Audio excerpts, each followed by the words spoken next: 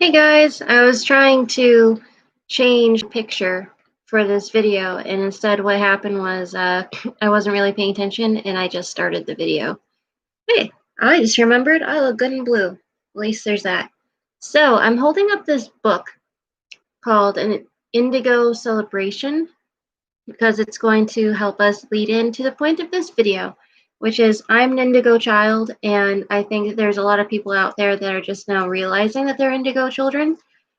And so I'm doing a series of videos called Indigo Insights. Hey! So I'm doing a series of videos called Indigo Insights where I'm going to share, obviously, my insights as an indigo. Yay, some more! Good to see you. Thank you for coming. So this is a fantastic book that I spoke a little bit about in my last video. That's true. I don't know how you knew how to come on this time, but you came on right on time. In my last video that I just did just a couple hours ago, I was talking about some reading that might help you if you're just now figuring out that you're an indigo, whether you're an adult or a teenager or a kid. This is a book that's going to be very, very good for you. It's going to feel like a homecoming if you're an indigo, because it's going to feel like people who are speaking your language, or at least your vernacular. Now, you might not be led to reading this book because your message that you need to get out to the world is in here, but there's a good chance that it might be. And even so, it'll help you start to understand yourself a little bit better and communicate with the world a little bit better. So I suggest you take a look at this book.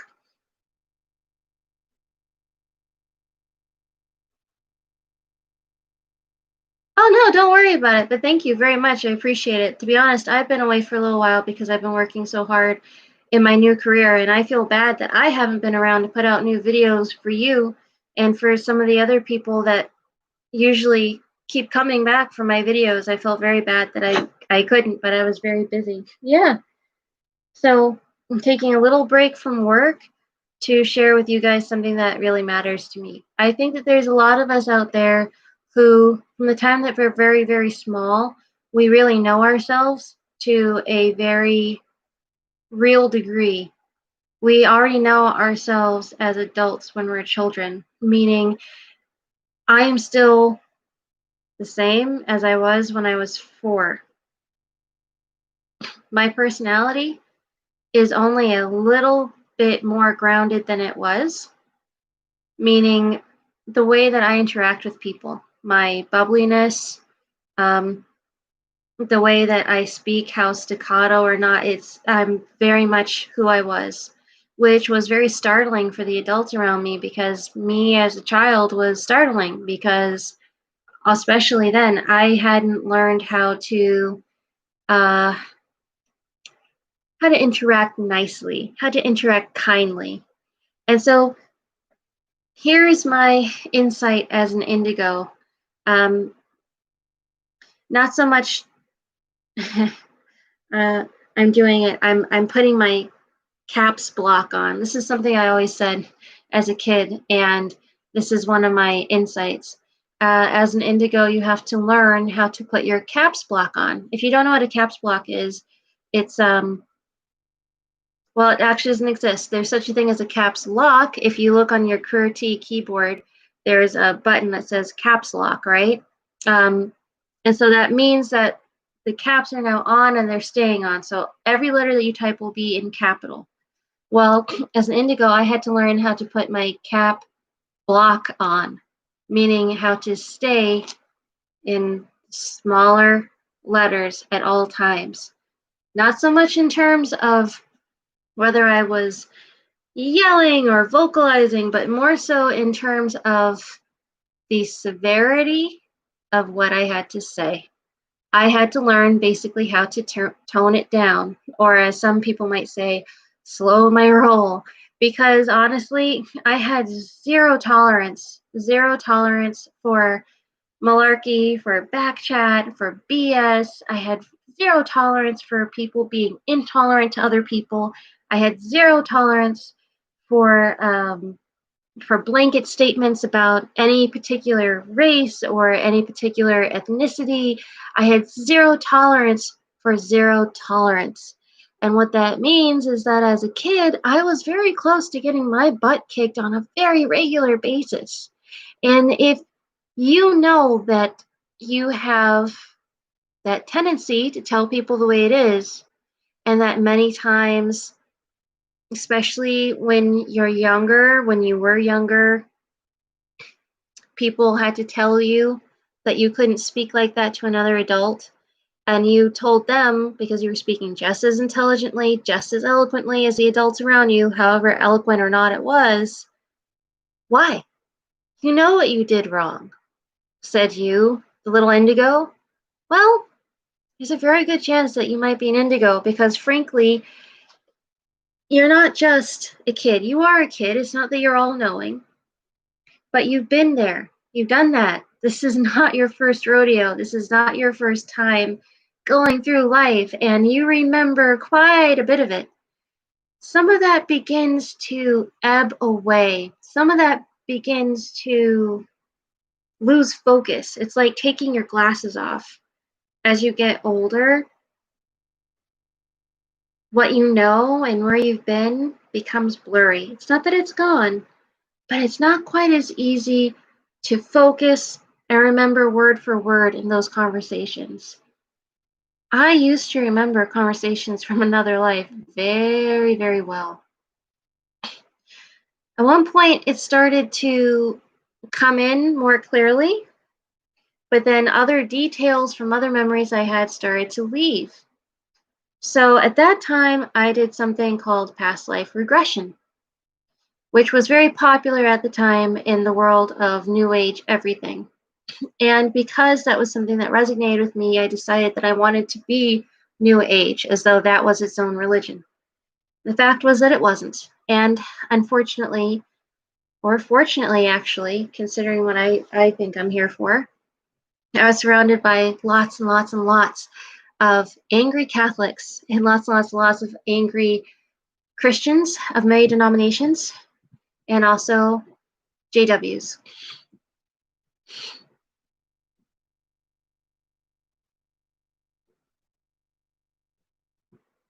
Hang on, I'm just reading what a fan who I really like was writing.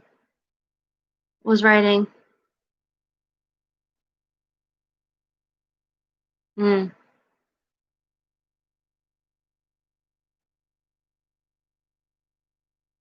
Very cool. Please keep writing.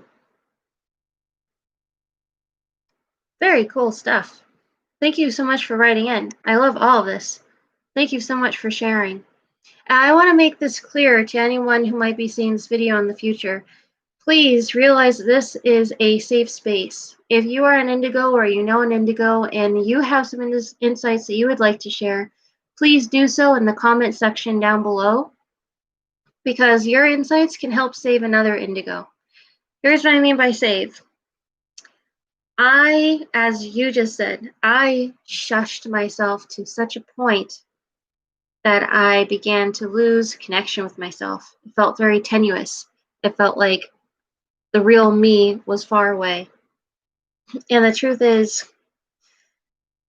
that was a disservice to myself and to the world, because indigos, and not just indigos, all people, all people are very special because they're very, very individual. And no matter how many of us seem exactly the same in this way or in that way, the truth is that we're all so very individual. And when we deprive the world of our individuality, we're depriving the world of a puzzle piece, because we all fit together.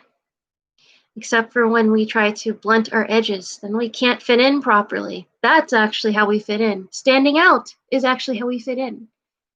And it's important for you to know, if you are an indigo out there watching this in the future or right now or in the past, it's important for you to know not to put your caps block on, this figurative fake button that I made up. Not to dull your edges in an effort to fit in better. You'll make yourself stand out more, and not in the right way, because people won't get to know the real you. And it's the real you that helps turn the wheel and start the flow of change.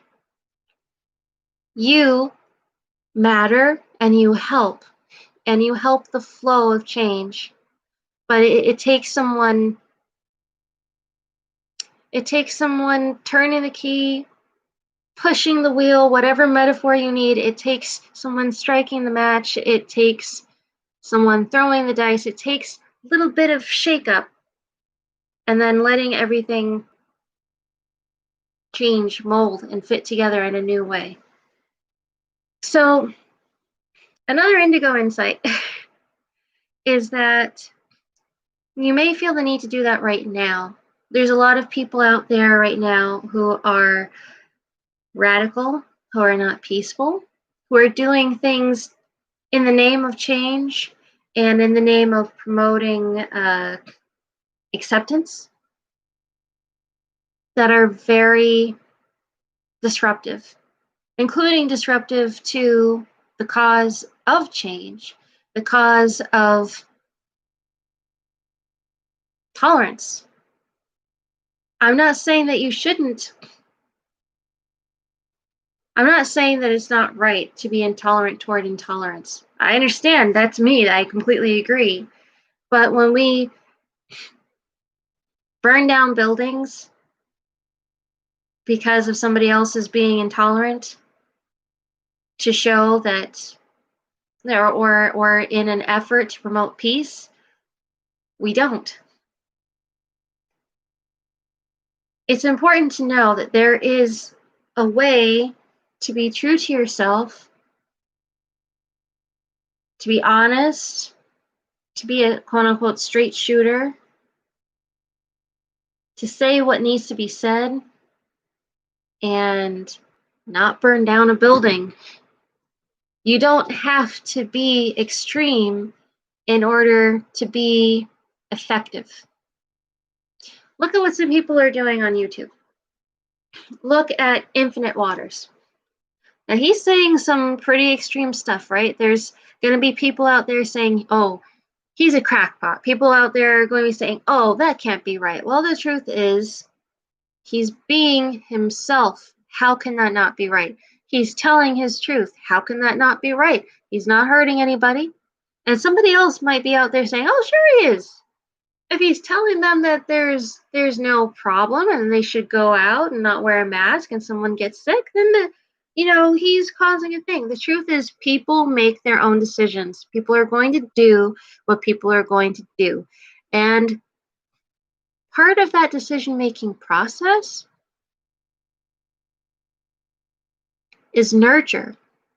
The environment around them, what people around them are saying, makes a difference. It goes into their checks and balances. It's part of the information that they have to weigh out for themselves, and it helps inform their conscience to some degree. It helps give them another matter to think of before they strike the match, whatever it happens to be. The truth is, you need to be you. The world needs you to be you.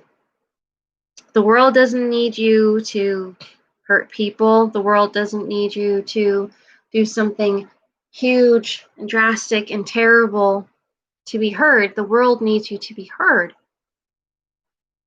The world is in the middle of a conversation right now. Don't leave your voice out. The world needs to hear that voice.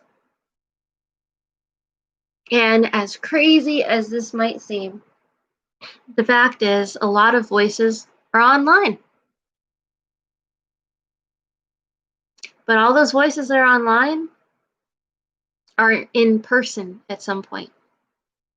And it's important for all of us to be authentic, both online and offline. I know what you're thinking. Okay, so does this mean that you're going to go ahead and tell everybody and your family and your friends that you know you're an Indigo child? I'm not going to start off like that. But if they ask, have you ever known an Indigo child? I'll say, yeah, me. And I'll start off with what I used to start off with, how complete strangers would stop us in the street and ask how I was doing this purple cloud thing around me, how someone saw me and they knew that I was coming back again. Those times that I got on the phone and I spoke other languages for times, I'll tell them about all that. But if they ask more questions, I'm also going to tell them about me from my point of view, from my perspective, things that I remember, the things that I intuitively do, because there are so many different things, situations that I've been in where it was time to have some sort of an action, to make some sort of a choice. And most people, including the people around me, didn't even think that there was an action to be taken. There was some information that went, eh. And I was the only one who took any kind of action, and I usually did that action very fluently, whatever it had to be.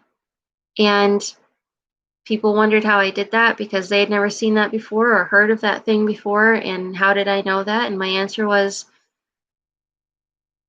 it comes from this place, it's for this reason, and I don't know. I just know. I just know this. Happens a lot, except for when it doesn't, because I have gotten into this cycle of stifling myself. And very recently, my grandmother was saying something to me, and it shocked me. In the same way that I had shocked her. I had shocked her just the day before by being very blunt, and she had this reaction, same reaction I remember people having so often when I was little.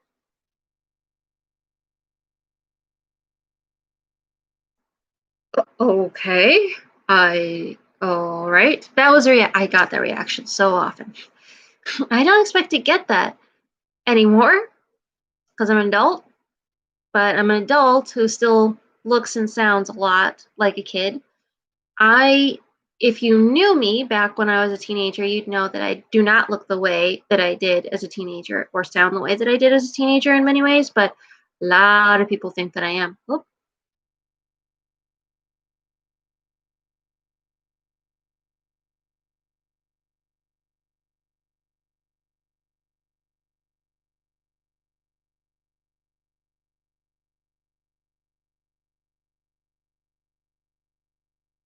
Yes, me too. And I believe that is an INFJ drawback or an issue of our functionality, but at the same time, that's also sort of an altered part of our personality. I think that it's nurtured a little bit by our environment because our intuitive functions and what we automatically do and the way that we think, we're taught in many ways must be wrong because it is abnormal or not most like others. It's quote unquote weird. So the assumption is it must be wrong. So now we have to think and think and think and think and think because, well, everything that I do apparently is wrong, including even the way that I think about things. So I need to see this from every possible angle before I strike out and do this thing because there's a very good chance that it must be wrong. That's something that it took me a long time to figure out was really coming from other people. And that also comes from your caring about other people, which is also a very indigo thing. Indigos care very much about other people. They're truly not selfish beings. Um, Correction would be we are all selfish beings, but these particular selfish beings need to take care of other people because there are things that they are meant to do for other people's sake. And it feels wrong not to do them. To do things that make themselves feel more comfortable, like inhibiting themselves or stifling themselves, is actually the most selfish thing that Indigo can do because in actuality, we're not around to make people feel more comfortable. I really believe that. I think maybe there are some of us who are people who are counselors and that sort of thing. But if you think about it, a really good counselor isn't there just to stroke your hand and tell you that everything that you say and do is right. They're there to help you figure out what right is for yourself. And I think that's really what indigos do. And I don't think that it's a coincidence that I'm an Indigo and an INFJ. I think probably a lot of us are INFJs. Because also, if you look at the numbers, the population numbers, the percentage of the, for instance, American population that has been identified as INFJ, that's roughly 1.5%. So close to 2%, right? 1.5%. Indigos are the same. So I don't think that it would be reaching to assume that if not that 0.5%, maybe a full 1% or the full 1.5%. Well, not the full 1.5%, but a very large quotient of the INFJ population, I believe, are also indigos. But I could be wrong. We'd need to get a bunch of indigos to do, typology tests. And in order to fall into the INFJ category, we'd need them to go on to 16 personalities too. I'd be really, really interested. In fact, I'd love to pull some data from um, 16 personalities. There's all these different dating apps for people who are really into typology to try and find others that are similar to them, or that would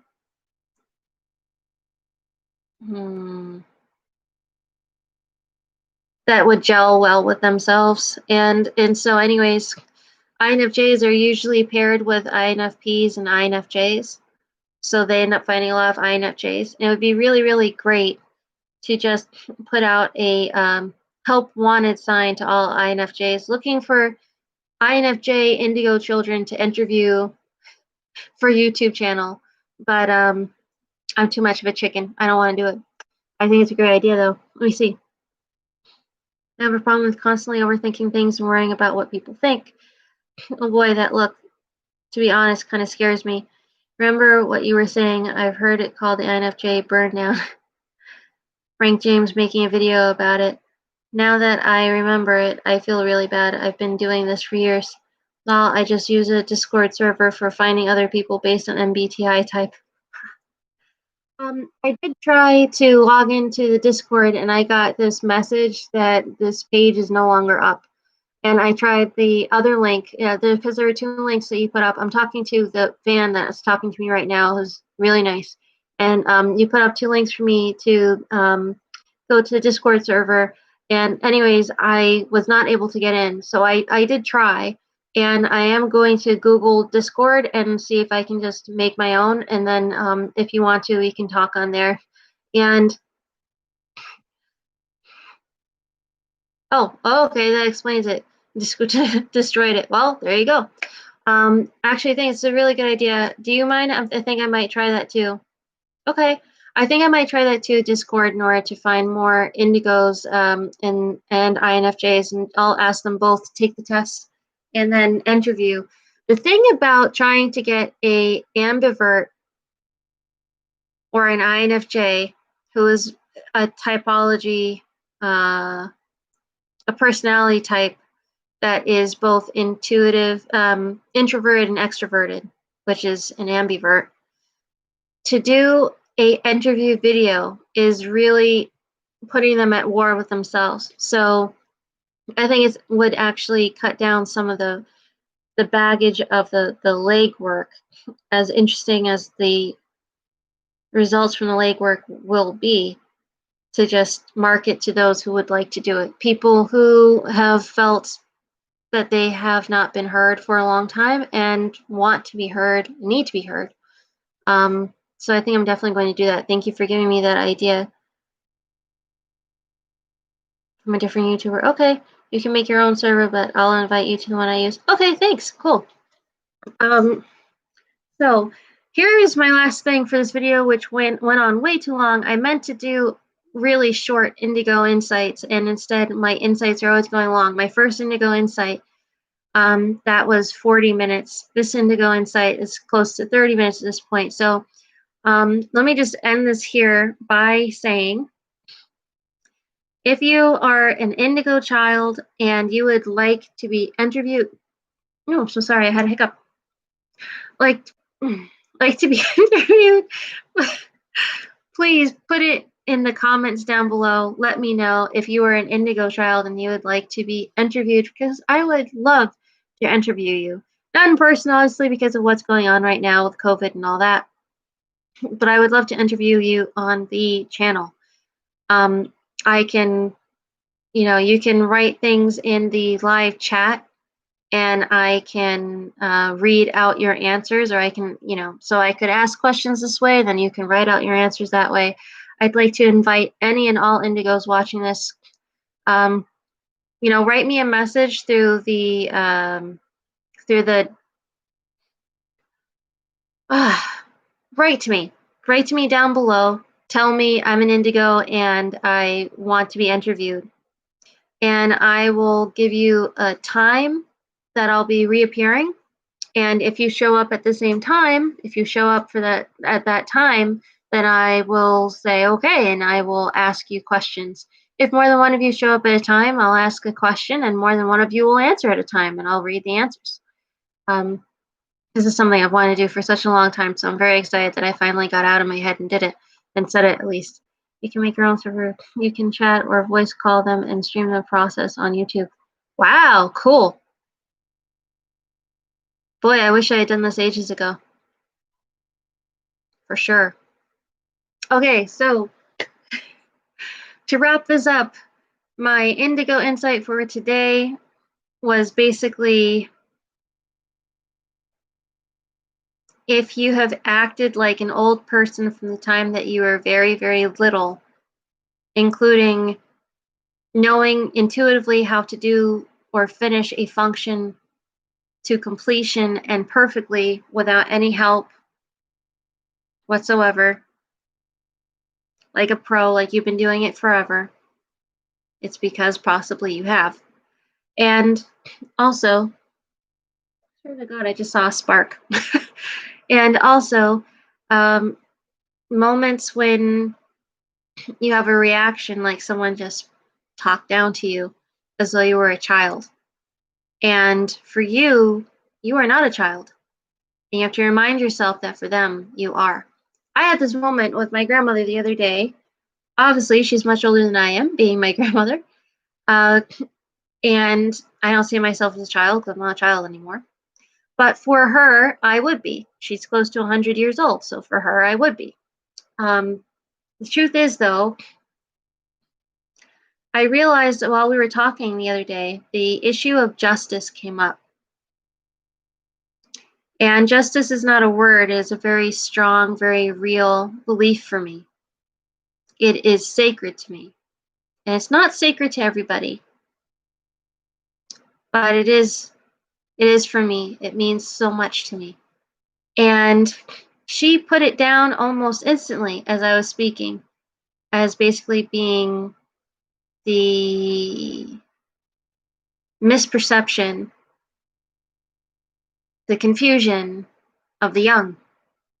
And the look that I had on my face, I felt it before I saw it. We were on WhatsApp, so I really literally felt it before then I looked and I could see what I looked like.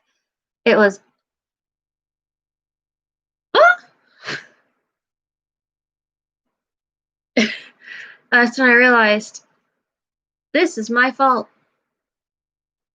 I should get fault out of my vocabulary. I do think about fault too much, and that's an INFJ thing, and that is a issue of nurture, the people that you're around situation.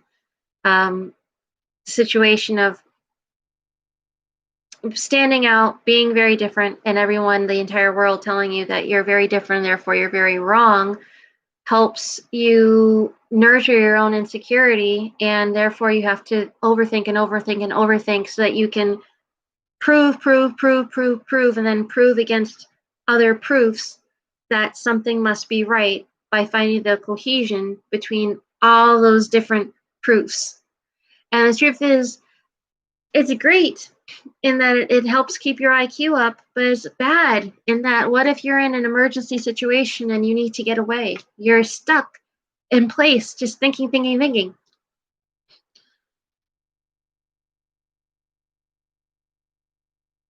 Nani, right? Nani? Totally. Nani? So the truth is, that was a perfect word for right now. The truth is, it's not helping you really. Thinking before you make your move is not helping you, because usually the first three things, it's the right choice is somewhere within those first three things. And you can stay there and you can rethink until you have 10, 20 different choices. And then suddenly you realize that there's a whole other world of choices. So you can become paralyzed, right?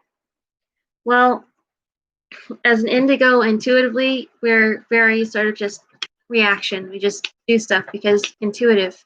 But then as time goes on, we learn to draw it back.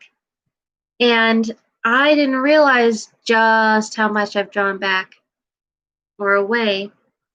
Hi. From different people that I love and that I know, like my grandmother. She was totally surprised to hear my thoughts on justice, even though it's something that's very close to my heart. And I realized she still doesn't know me. She knows some things about me. She still doesn't know me. And that hurts me because I know that the world, the people, if she doesn't know me, nobody knows me. No one who's living. And that's a choice that I have to make if I want someone to really know me. So, indigo insight is basically this: you're very intuitive, specifically for some things that other people would be very surprised that you know how to do or that you know exist. A lot of times you don't even necessarily know or talk about those things until it suddenly is on the spot, and then you are able to complete total actions. And over time, you begin to immediately question your intuition, and people begin to know you a little bit less. So remember, by being authentically you, not only do you help those other people, but you save yourself. And ultimately, I really do think that you're there around all those other people for yourself to complete your mission of helping the world to change. You are a living catalyst. And you can't be that way. You can't be a living catalyst if you keep dulling all of your edges till eventually you lose your shape. You need to be intuitive, and you need to be just as loving and nurturing towards yourself as you are towards other people, because they need the catalyst in their lives. And if you don't do that, then you're depriving yourself of the chance to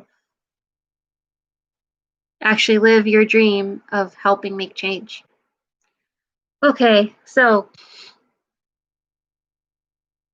Heart of Michi. Okay, cool. All right, so everybody, thank you so much, and thank you so much for tuning in for this episode of Indigo Insights. Magic for Susans. Okay, Indigo Insights, and there will be so many more. And I swear one day I will make them much shorter, I promise. But 33, 3, that's pretty cool. Let's see if we can stop another 3. Ready? Hang on, I missed it. Oh, I was going to have 3, 3, 3, 3. All right, we'll do 43. 1, 2,